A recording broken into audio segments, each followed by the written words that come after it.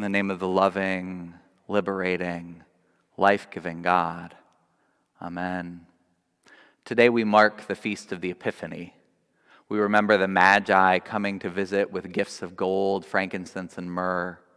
In a statement I made Wednesday, I noted that the word Epiphany means to reveal, to uncover. On Wednesday, I had planned to record a really simple little video for Epiphany, to bless some chalk so we could bless our houses with it.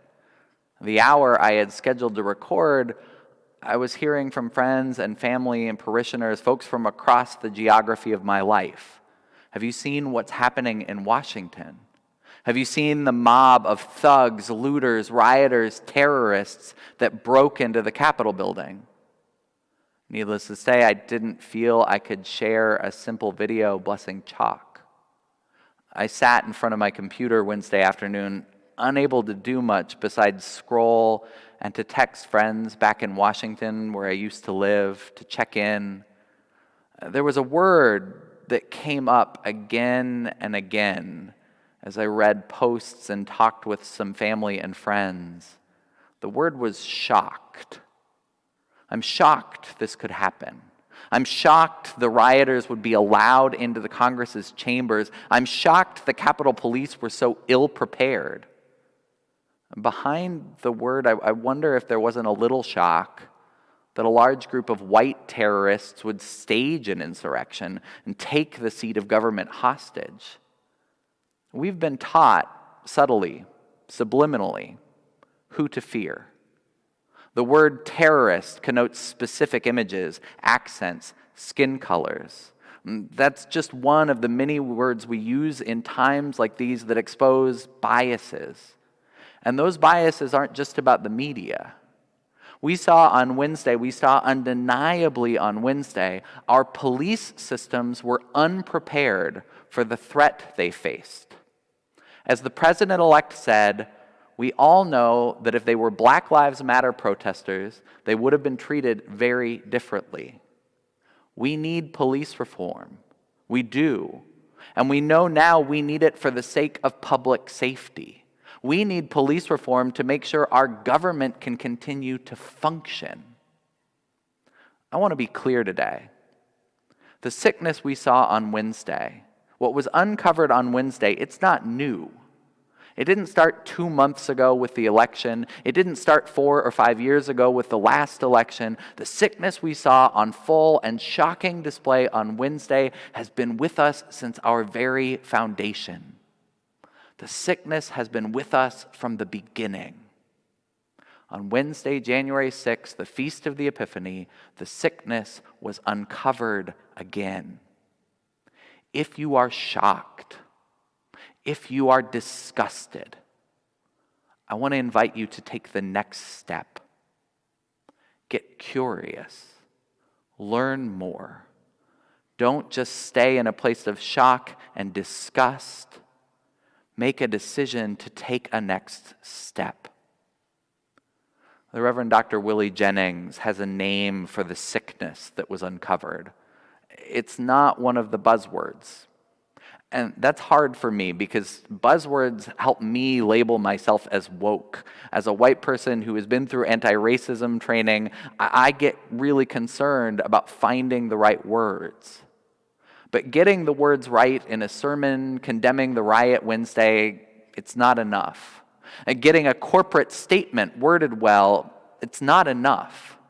What we saw on Wednesday wasn't a foreign threat, but a revealing of a sickness that has infected us all. The theologian Willie Jennings calls it white, self-sufficient masculinity. White, self-sufficient masculinity. And Jennings explains it's not first a person or a people. It's a way of organizing life.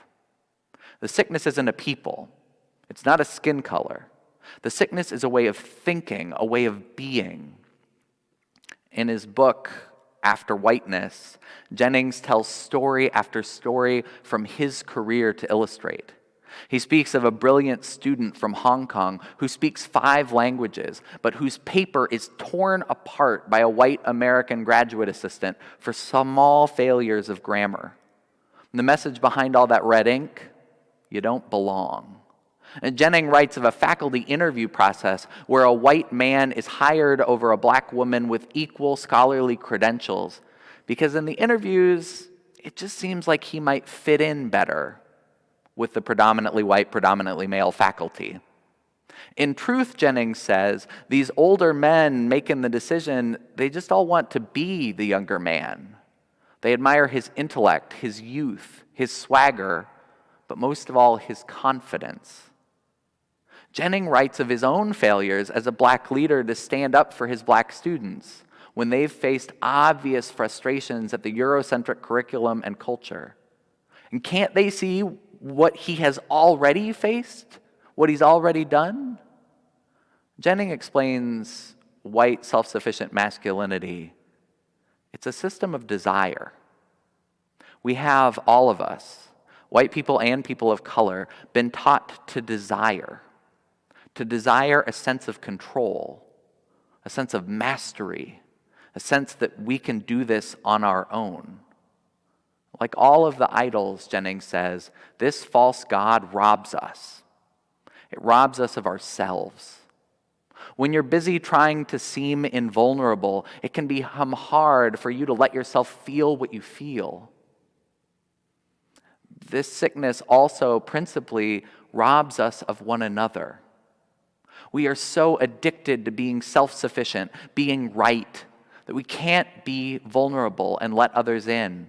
We can't get close because we can't let others uncover our weakness. Weakness is at the heart of today's gospel story. At some point on the journey, the Magi take a wrong turn. They're close to the destination, and Bethlehem is within sight of Jerusalem. But as they came up out of the Jordan Valley, the kings got distracted. They turned the wrong way and ended up with Herod. The wise men got it wrong. Herod is still known as one of antiquity's master builders. And palaces that Herod built can still be seen from space today. The huge stones of the Western Wall are Herod's. Herod built the wall around the Holy that still stands. If the Magi thought they were looking for a king, it makes sense they might turn toward the sumptuous palace, toward the man who already called himself King of the Jews. The Magi quickly realize their mistake. They get back on the road and are delighted to see that star still in the sky. In Bethlehem, they find not a child in princely robes, but humble, frightened folks that God has chosen as kin. God chose to be born hungry, naked, surrounded by the mess and vulnerability of creation. And it took getting it wrong for the Magi to figure out how to find God. At the end of the story, we read maybe one of the most fascinating phrases in the whole Bible. Herod has asked the Magi to come and tell him where to find the child, but the Magi are warned in a dream, the Gospeler Matthew tells us. And so they return home by another road. They chose another way home. They chose not to be distracted by worldly power again. They admitted they had been wrong to get caught up in Herod's game. They chose a different road. We can choose another road. There at the manger, something else was uncovered. This is the gospel, the good news. God is still with us. God is still here. Yes, ugly, terrible truths are uncovered all the time, but so too God's presence can be uncovered where we are taught to least expect it. It's not saying it's easy. A number of folks have asked me as a pastor, what can we do? How can we talk to our families and friends who voted similarly to those who staged an insurrection? How do we talk to folks who are aggrieved and who believe the lies that the election was stolen? I've heard a lot of talk this week about the need to work for peace. I've heard a number of elected officials and church leaders calling for reconciliation. I'm not praying for either of those yet. I'm not. One of the prayers in our prayer book asks God to help us fearlessly contend against evil and make no peace with oppression. I'm not praying for reconciliation. I'm praying for conversion. I believe we need conversion before we can talk about peace. I'm praying that my neighbors will stop worshiping the false god of self-sufficiency, the false god of whiteness, the false masculine god. On Wednesday, there were more than a few signs and tattoos that proclaimed the lordship of Jesus on display in the Capitol. And as I said earlier, reporters have verified there were pastors in that crowd. I'm praying for their conversion. The Jesus I know invites us home by another road. The Jesus I know had no patience with lies. The Jesus I know was a child refugee fleeing Herod. Jesus was harassed and homeless. The Son of Man had nowhere to lay his head. The Jesus I know was crucified by the powerful for preaching the good news of improbable love. Love that meant the hungry were fed, the naked were clothed, the imprisoned were set free. I'm praying for conversion. I'm praying for the conversion of folks who are caught up in the lies of a would-be tyrant. I'm praying for my own conversion as well. Because I too need Jesus.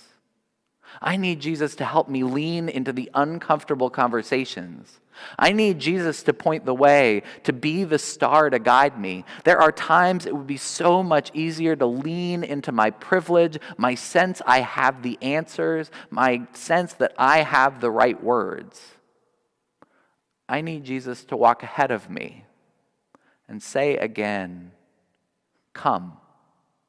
Let me introduce you to your sisters, your brothers, your siblings. Your job is to love.